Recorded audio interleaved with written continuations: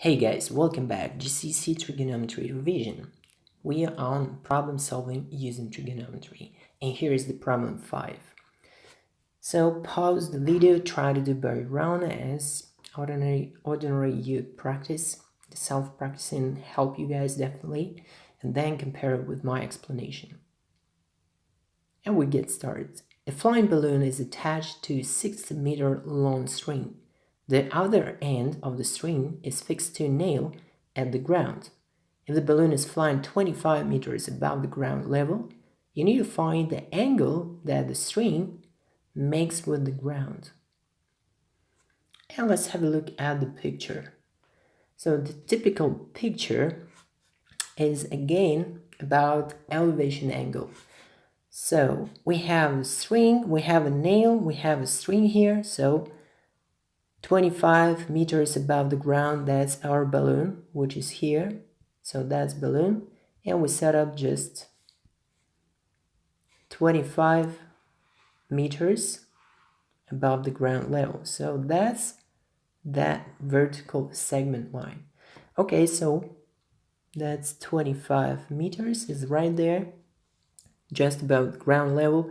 You need to find the angle that the string makes with the ground. Definitely is that angle because the string is here.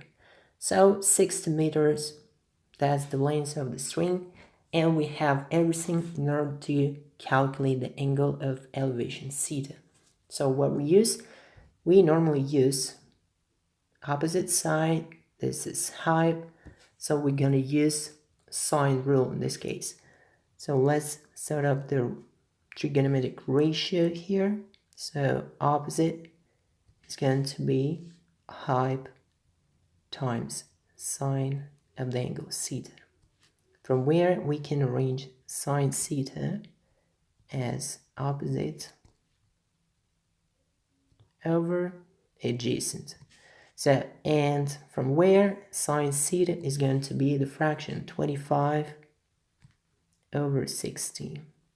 As you can see, meters were cancelled, and we're left with sine theta equal to just the number. So the test here is to say that sine theta is not going to exceed 1, and that's the case because 25 over 60 is a proper fraction. Alright, so how to find theta from it? We need to apply inverse function to the fraction 25 over 60.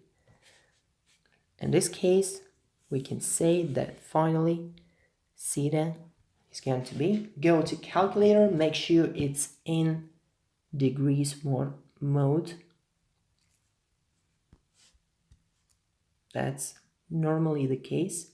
Try to find this button on your calculator, otherwise you have wrong answer, incorrect, so because the calculator thinks that you are in degree mode. Okay, so let's calculate sine minus 1 of 25 over 60, and we'll get 24.62 degrees up to 2 decimal places. Okay, so that's the right solution. So make sure you have the same, and that was pretty basic problem 5. Hope you like that. That was Daniel Dallas. See you in more complicated problems.